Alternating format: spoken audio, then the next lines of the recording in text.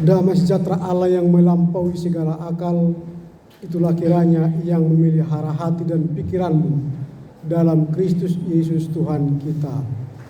Amin. Firman Tuhan yang akan kita dengar dalam rangka perayaan Natal Fakultas Ilmu Pendidikan Universitas Sari Mutiara Indonesia tertulis dalam kitab Kolose pasal 2 ayat 6 sampai 7. Saya baca dari Alkitab terjemahan baru 2. Demikian tertulis, kamu telah menerima Kristus Yesus Tuhan kita, karena itu hendaklah hidupmu tetap di dalam Dia. Hendaklah kamu berakar di dalam Dia dan dibangun di atas Dia. Hendaklah kamu bertambah teguh dalam iman sebagaimana telah diajarkan kepadamu, dan hendaklah hatimu melimpah dengan syukur. Demikian firman Tuhan, yang berbahagialah mereka yang mendengar serta memelihara kebenaran firman Tuhan. Selamat Natal bagi kita semua. Terpujilah Kristus yang telah memberi kesempatan kepada keluarga besar Fakultas Ilmu Pendidikan Universitas Sari Mutiara Indonesia, Prodi PG PAUD dan Prodi PG SD. Dan terima kasih kepada Ibu Dekan dan Kak Prodi dan semua para dosen dan sivitas akademika Universitas Sari Mutiara Indonesia dan seluruh mahasiswa daripada dua prodi ini. Ada sekitar 250 orang. Jadi kami senang dengan perayaan Natal ini, dan juga para undangan dari Kor Tabita GKPI Jemaat Khusus Sei Putih ini, dan juga orang tua dan handetolan yang berada di ruangan GKPI Sei Putih ini. Tema yang disajikan oleh panitia kepada kami adalah Rooted in Christ, artinya berakar dalam Kristus. Memang keren bahasa Inggris ya. Ya, baik, kita akan melihat bagaimana makna rooted in Christ, berakar dalam Kristus, dalam rangka merayakan Natal dalam Fakultas Ilmu Pendidikan dari Universitas Sari Mutiara Indonesia, dengan subtema melalui perayaan Natal Fakultas Ilmu Pendidikan Universitas Sari Mutiara Indonesia, hendaklah seluruh sivitas Fakultas Ilmu Pendidikan terus berakar di dalam Kristus, bertambah teguh imannya, dan senantiasa hatinya melimpah dengan ucapan syukur. Dalam perayaan Natal tadi kita sudah merayakan melalui semua kegiatan, mulai dari liturgi, vokal grup, kor, kemudian fragmen, dan banyak sekali tadi liturgi-liturgi yang kita lihat dan saksikan. Ini bagian dari cerita berakar di dalam Kristus. Secara khusus tadi dalam fragmen kita melihat bagaimana orang yang berakar dalam Kristus dan bagaimana dampaknya mereka yang berakar di dalam Kristus. Berakar berarti menanamkan dasar yang kuat dan tidak mudah goyah. Itu berakar. Jadi akar itu menancap ke tanah, lalu nanti dia akan membuat dirinya kuat sehingga ketika datang angin dia tidak akan tumbang. Itu akar. Jadi akar itu adalah dasar, sehingga ketika ada goncangan, ada terpaan, dia tidak goncang. Tadi Bella ketika datang goncangan, dia langsung mengikuti kehendak dagingnya, lalu foya-foya dari biaya kuliah dan biaya kosnya, sehingga dia akhirnya kembali ke jalan yang benar. Itu akarnya sebenarnya dia hampir tercabut, tetapi masih ada sisa-sisa yang memberi asupan kepada dirinya, sehingga akar itu kembali menguatkan dirinya, yaitu kasih sayang orang tuanya. Ini yang menarik, sehingga mahasiswa yang hampir goyang karena terpaan dari godaan-godaan yang di sekitarnya, ketika kasih orang tua masih mengalir kepadanya, maka disitulah dia dikuatkan kembali, akarnya kembali tumbuh, dan sehingga dia tidak goyang lagi. Itu berakar di dalam Kristus, sehingga kehidupan kita yang dalam proses, dalam dunia yang penuh proses ini, kita harus teguh Kalau tidak punya akar, tidak mungkin dia teguh. Tapi akar itulah yang menjadi dasar kekuatan untuk bisa bertahan dalam terpaan goncangan dunia ini. Itu yang kita lihat, berakar. Berakar dalam Kristus juga bertambah teguh imannya. Jadi kalau sudah berakar, dia akan menerima asupan gizi, lalu itu yang membuat dia teguh beriman. Jadi kalau akar tanpa ada nutrisi yang membuat dia teguh dalam beriman, itu akan memudahkan dia layu dan kalah bersaing atau kalah dalam perjuangan hidupnya di dunia ini. Jadi berakar berarti di dalam hidupnya ada pertumbuhan iman. Jadi kalau ada akar berarti bertumbuhlah dia, tumbuh daun, tumbuh batang, tumbuh ranting. Bahkan nanti pada akhirnya dia akan berbuah. Jadi kalau orang Kristen dasar imannya sudah bagus, dia berakar di dalam Kristus, maka Kristus yang adalah Tuhan yang akan menumbuhkan iman dalam kehidupan kita, maka kita diharap nanti akan berbuah yang lebat. Itu berakar dalam Kristus, menumbuhkan iman.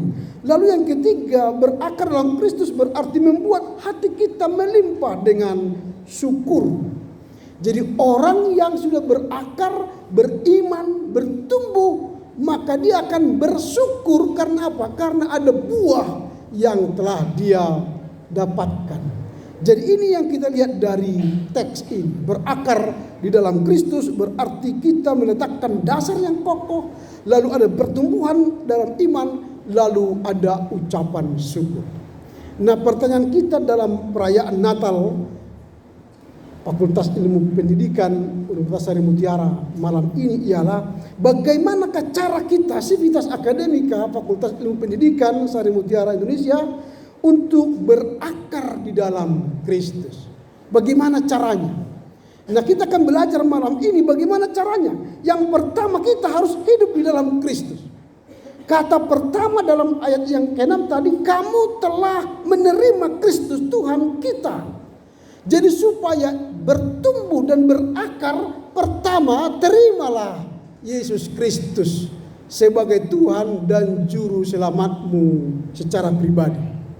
Nah, kalau saya tanya sekarang semua mahasiswa prodi PG PAUD dan prodi PG SD ini, apakah saudara telah menerima Kristus di dalam hidupmu secara pribadi? Sudah ya. Wah, ini berarti sudah bagus ini guru agamanya ini di kampus. Berarti dosen agamanya bagus membimbing mereka sehingga mereka sudah pasti yakin bahwa mereka telah menerima Kristus. Persoalannya ialah di mulut dia mengaku Kristus, tetapi di tindak nyata dia bukan pengikut Kristus. Pengikut Kristus yang baik sebagai mahasiswa ialah ketika dosen mengajar dia perhatian, fokus kepada dosen. Ketika dosen menyuruh mengerjakan paper, berarti dia mengerjakan paper dengan baik. Ketika kampus mengajar kita supaya menjadi mahasiswa yang berprestasi, unggul dan cerdas, berarti dia mengikuti aturan semua dari kampus. Tetapi kalau mahasiswa sering bolos, mahasiswa tidak mengerjakan paper sesuai dengan silabus RPS, mahasiswa tidak mau menuruti aturan kampus, apakah itu pengikut Kristus? Pasti tidak. Itu hanya di bibir dia mengaku pengikut Kristus, tapi tidak memenuhi aturan perkuliahan, tidak mengikuti aturan kampus. Itu adalah nonsense. Jadi kalau saudara tadi mengatakan kami pengikut Kristus, berakar di dalam Kristus, maka aturan-aturan yang ditetapkan oleh kampus ikuti. Ada rumus mahasiswa supaya cepat tamat, rumus mahasiswa supaya berhasil di sebuah universitas atau kampus. Yang pertama, dosen itu tidak pernah salah. Peraturan yang kedua, jika dosen salah, ingat peraturan yang pertama. Jadi kalau ingin tamat cepat, jangan lawan dosen. Tapi kalau ingin lama-lama di kampus USMI, lawanlah dosen. Maka itu akan membuatmu lama belajar. Karena orang yang berakar di dalam Kristus, dia adalah orang baik, orang yang melakukan kehendak Tuhan, berarti melakukan kehendak dosen dan melakukan kehendak yayasan dan perguruan tinggi. Kalau sudah dikatakan bayar uang kuliah seturut dengan waktu supaya bisa UAS, supaya bisa UTS, kalau tidak bayar nggak bisa juga dapat nilai di portal. Berarti bukan pengikut Kristus. Maka orang yang berakar ialah tunduk pada peraturan. Kalau tidak mau tunduk pada peraturan, maka dia akan tereliminasi. Kemarin satu minggu yang lalu saya memimpin Natal Universitas Satya Tera Bhinneka Medan. Mereka mahasiswanya 3.500 orang. Kristen 2.000. Yang Kristen itu KIP. Dibiayai oleh negara. Lalu Sofyan Tan dalam kata sambutannya sebagai ketua dosen pembina mengatakan, jika kau tidak masuk kuliah, tidak bisa kau absen, tidak bisa kau ujian UAS, maka hari ini saya memecat saudara sebagai mahasiswa. Karena dia katakan, percuma negara memberikan uang pajak kepadamu supaya sekolah, tapi digunakan bolos, digunakan merokok, digunakan narkoba. Maka saya sebagai ketua pembina memecat orang-orang yang tidak taat kepada peraturan.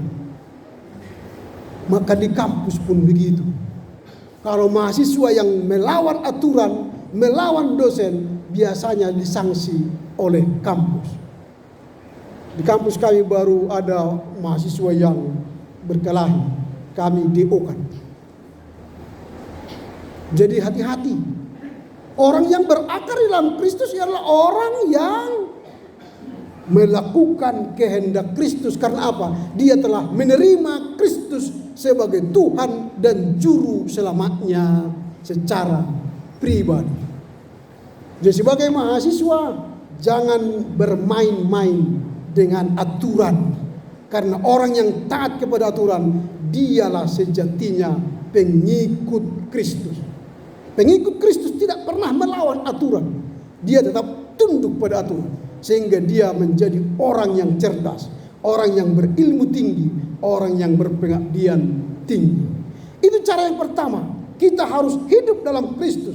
Artinya menerima Kristus sebagai Tuhan dan Juru Selamat kita secara pribadi.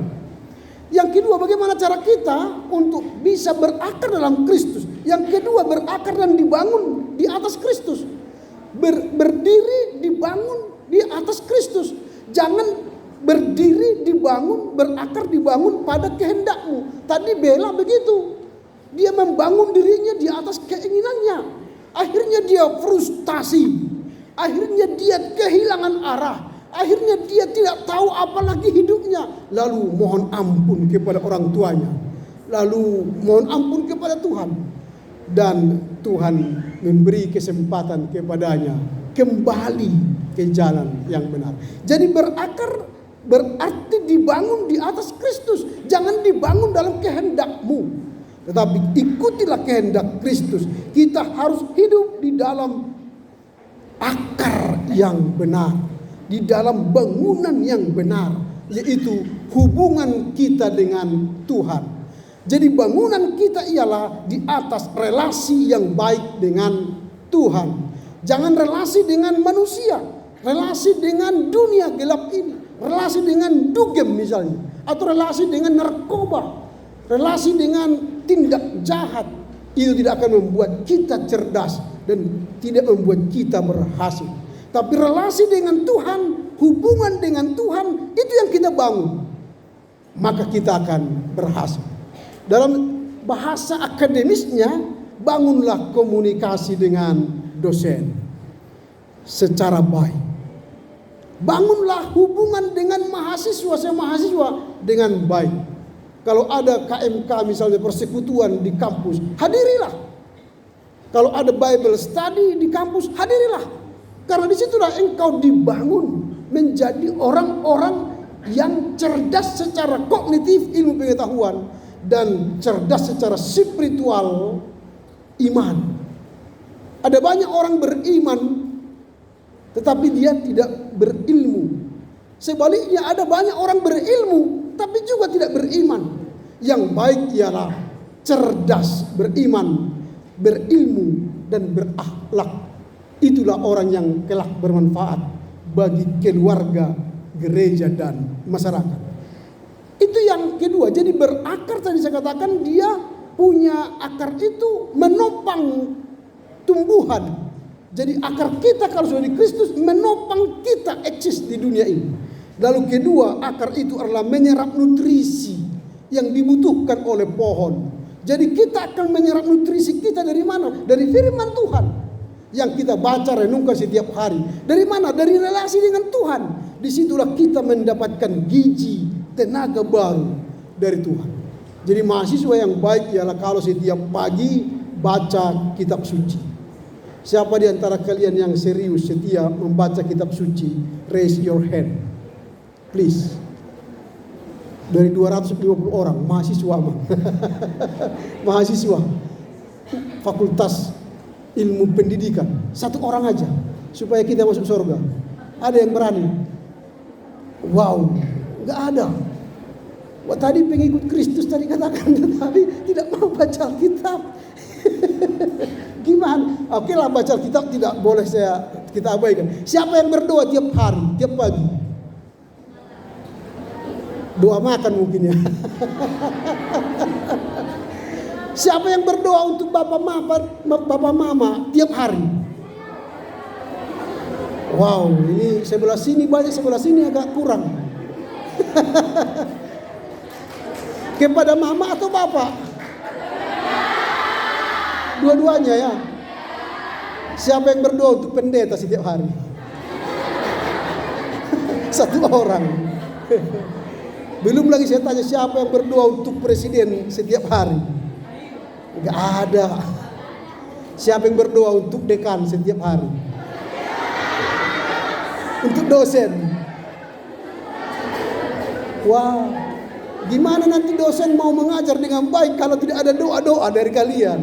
Doakan, ya Tuhan, hari ini kami akan belajar dari ibu dosen A. Berilah dia hikmat supaya mengajar dengan lembut dan senyum, kan itu.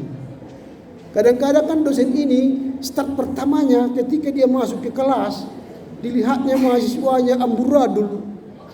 Ya, enggak bagus itu ngajarnya nanti, langsung marah-marah ini.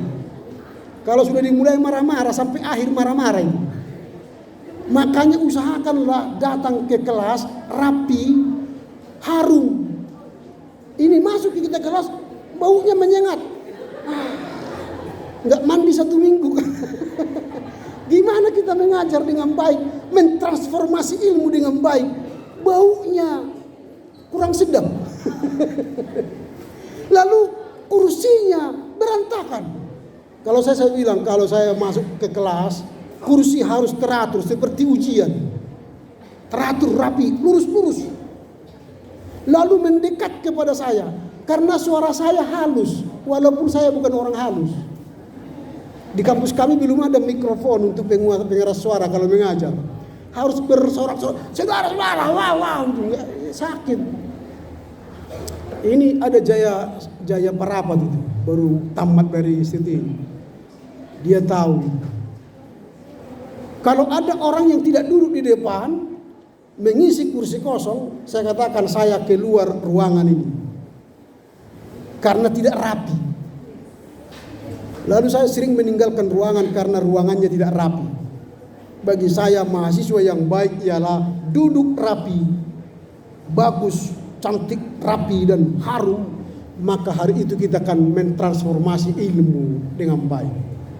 Jadi nanti tahun depan buat begitu supaya dosennya enak ya, senang mengajar. Datang rapi, harum dan baik duduknya. Dengar dengan seksama. Kalau pun ngantuk paksakan. Kalau saya ada ngantuk saya lempar spidol itu. Oh, ya biar dia rasakan sakitnya spidol. Begitu. Supaya kita ketika bertumbuh dibangun itu ada rasa sakitnya juga. Itu pembentukan karakter dan spiritual. Itu caranya. Yang kedua ya, kita harus berakar dan dibangun di atas Kristus. Yang ketiga, diteguhkan dalam iman. Jadi hidup ini haruslah peneguhan dalam iman. Berarti berakar di dalam Kristus itu membantu kita menghadapi tekanan-tekanan yang ada di dunia ini. Tadi Bella misalnya, karena dia tidak kuat berakar, ketika datang tekanan dia ikut dunia. Dia ikut menghabiskan, berfoya-foya, ikut masuk kepada dunia gelap. Itu karena apa? Karena dia tidak beriman. Tapi orang yang beriman, dia akan mampu menghadapi masalah. Dia tidak loyo.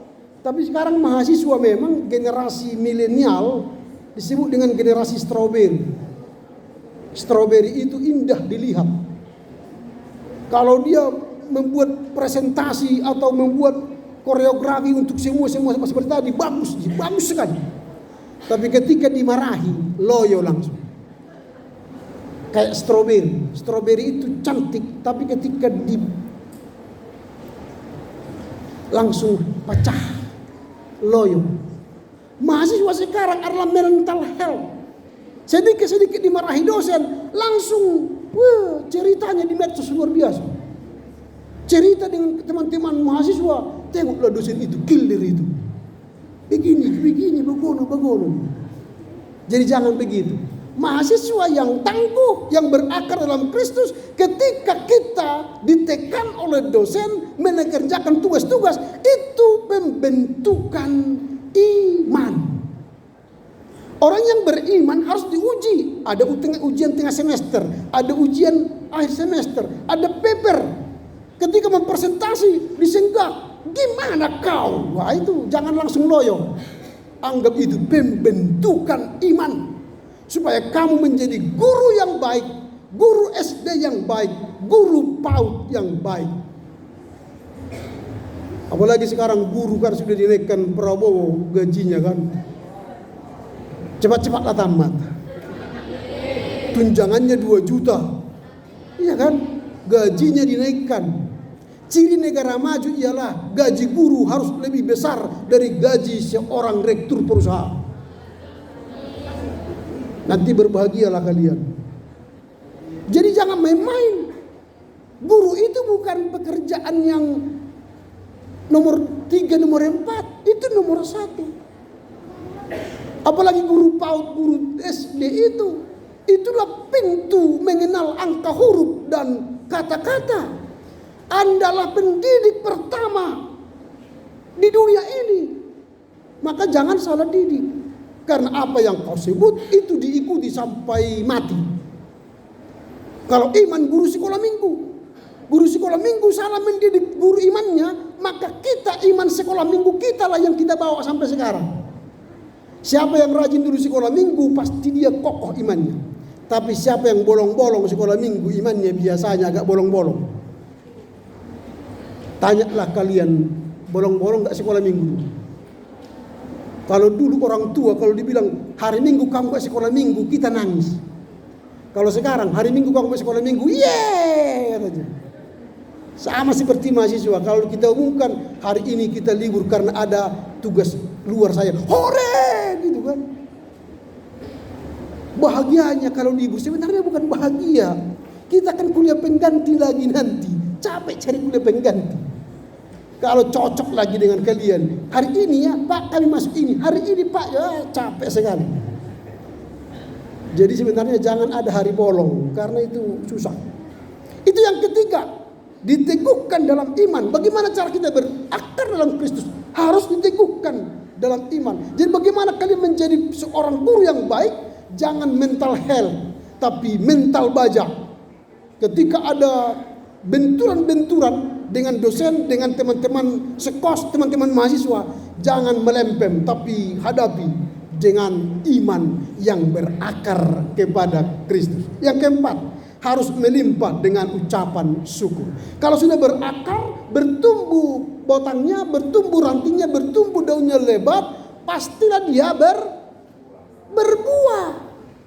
Jadi kalau kalian sudah dididik dengan baik, dengan berbagai ilmu dari dosen, dididik dengan berbagai pengetahuan, ada yang lembut keras, ada yang menyenggak, ada yang merangkul, akan akhirnya kalian nanti pada akhirnya kan begini. Di wisuda. Pulang membawa sarjana. Orang tua kita ketika sarjana, dadanya gini. Wow, anakku sudah sarjana. Tapi ketika kalian sedang kuliah, dia bungkuk. Mencangkul di sawah. Dia bungkuk di ladang. Dia bungkuk di kantor. Dia bungkuk di mana-mana. Untuk apa? Memenuhi uang sekolahmu. Memenuhi uang kehidupanmu di Medan ini. Tapi ketika dia melihat kau di wisuda, dia busung dada. Mengatakan, terpujilah engkau Tuhan. Karena aku mengucap syukur anakku telah sarjana pendidikan. Tinggal tunggu kapan kalian mengajar di PAUD dan di SD. Jadi ada buah. Kalau tidak ada buah pendidikan ini, ngapain kalian di Universitas Harimau Mutiara Indonesia? Tapi karena ada buah gelar sarjana, karena ada buah ilmu yang akan kalian gunakan mengembangkan pendidikan di Indonesia, ada buah bagaimana kalian telah naik harkatnya di tengah keluarga, maka kalian bersyukur. Jadi minimal kalian membawa kebanggaan bagi orang tua. Ada sarjana pendidikan di tengah keluarga besar kalian. Nanti orang tua itu akan besarkan foto 10 kali inch di dinding rumah kalian. Walau dindingnya sudah bolong-bolong, tapi ada anaknya sarjana di sana. Itulah kebanggaannya. Isi doon inang, beima anakku siakangan. Dia yang kuliah baru tamat siat Universitas Harimau Mutiara Indonesia, pendidikan guru SD. Wah, semangat. Itu yang dibanggakan orang tua, bukan berapa rupiah yang kau transfer nanti setelah kau guru. Enggak. Jangan-jangan masih didukungnya nanti. Di mana kau inang guru amang sana? Enggak ada sepeda motorku mah. Oh iya ya, nanti kasih amang bapak kasih membantu beli sepeda motormu. Masih dibantu dah. Itu yang keempat, melimpah dengan ucapan syukur. Pertanyaan kita yang terakhir, apa yang hendak kita bawa pulang dalam rangka merayakan Natal Fakultas Ilmu Keguruan ini? Yang pertama, marilah miliki komitmen untuk hidup di dalam Kristus. Sebagai mahasiswa, jadilah mahasiswa yang baik. Sebagai mahasiswa, jadilah mahasiswa yang beriman, yang menjadikan Kristus sebagai pusat dari segala aspek kehidupan. Kristuslah yang menjadi pengajar kita. Kristuslah yang menolong kita menyelesaikan tugas-tugas kita. Sehingga pada akhirnya semua yang kita raih ini hanyalah untuk memuliakan Kristus. Jadi kalau kita sudah berakar dalam Kristus, kita berkomitmen untuk hidup dalam Kristus, dan pada akhirnya kita akan memuliakan Kristus. Itu yang pertama. Yang kedua, menjadi sivitas yang kokoh dan tak tergoyahkan. Menjadi dosen yang baik, menjadi mahasiswa yang baik, menjadi tenaga pendidikan yang baik, menjadi kampus yang unggul, yang menjadi sarana untuk mempersiapkan generasi muda menjadi pendidik di negara ini, di tengah-tengah masyarakat yang sangat membutuhkan pendidikan. Karena pendidikan adalah jendela kehidupan yang membuka wawasan berpikir kita untuk memakmurkan bangsa dan negara. Jadi kokohlah Fakultas Ilmu Keguruan ini, pendidikan ini menjadi fakultas yang diminati oleh generasi milenial. Kalau sekarang ada 250, tahun depan ketika pembukaan mahasiswa baru diterima lagi 250, berarti sudah ada 500 orang. Lalu akan buka lagi nanti prodi-prodi ilmu kependidikan yang lain. Itu akan membuat kampus kita digemari oleh generasi muda. Yang ketiga, meningkatkan iman melalui pendidikan yang berorientasi pada kebenaran. Memiliki iman melalui pendidikan yang berorientasi pada kebenaran. Jadi kalau kita menjadi guru, jadilah guru kebenaran. Bukan guru dong. Bukan guru yang semau gue, tapi guru yang mengajarkan kebenaran Kristus. Sehingga yang kita ajarkan adalah kehidupan, bukan yang kita ajarkan kebencian, bukan yang kita ajarkan masalah, tapi yang kita ajarkan ialah kehidupan, kebenaran. Karena yang kita ajarkan ialah ajaran Kristus yang akan membawa dampak luar biasa dalam pertumbuhan iman dan pertumbuhan pendidikan di Indonesia. Itu yang ketiga. Yang keempat, yang terakhir, kita harus menghidupi rasa syukur dalam panggilan sebagai sivitas akademik. Jadi kita harus bersyukur sebagai mahasiswa, bersyukur sebagai dosen, bersyukur sebagai tenaga pendidikan, dan bersyukur sebagai pemilik yayasan. Karena kalau bagian yang saya sebut tadi tidak saling berkolaborasi, maka proses pendidikan tidak akan berjalan. Kalau yayasan tidak support unit, tidak akan terjadi proses pendidikan, tidak akan terjadi penelitian, pengajaran, dan pengabdian. Tapi kalau yayasan mendukung kita, mahasiswa juga mendukung dengan kinerja baik dan pengajaran yang baik dan pelajaran dan pendidikan yang baik, maka itu akan menghasilkan buah yang harum. Buahnya akan membawa kemakmuran, pencerdasan bangsa dan negara. Kiranya melalui Natal ini Sivitas Akademika, Fakultas Ilmu Keguruan, Ilmu Pendidikan Universitas Mutiara Indonesia semakin jaya ke depan. Dekan, Kaprodi, dan seluruh dosen, staf pegawai tenaga pendidikan, dan seluruh mahasiswa menjadi orang-orang yang berkomitmen, berakar dalam Kristus, hidup dalam Kristus, dan memuliakan Kristus dalam kehidupannya sehari-hari. Amin. Kita berdoa. Terima kasih Bapak firman hari ini dalam rangka merayakan Natal Fakultas Ilmu Pendidikan Universitas Sari Mutiara Indonesia, mengajar kami untuk berakar di dalam Kristus. Orang yang berakar dalam Kristus, hidupnya akan menyerahkan dirinya kepada Tuhan, menerima Kristus sebagai juru selamatnya secara pribadi. Bahkan dalam kehidupannya hanya fokus pada Kristus. Terima kasih Bapa, kiranya melalui firman yang kami dengar meneguhkan iman percaya kami, bahkan menumbuhkan, membangun kehidupan kami dengan membangun relasi di atas Kristus, sehingga kami akan bersyukur dan bersyukur, bahkan menghasilkan buah yang ranum dan lebat untuk memuliakan Tuhan. Berkatilah dekan, prodi, dosen, tenaga kependidikan, dan seluruh mahasiswa, supaya dalam proses belajar mengajar pada tahun-tahun yang akan datang berjalan dengan baik. Bahkan ada yang berhasil menyelesaikan studinya dengan baik untuk mewujud nyatakannya dalam kerja nyata menjadi guru di PAUD dan guru di SD. Terpujilah Engkau Bapa.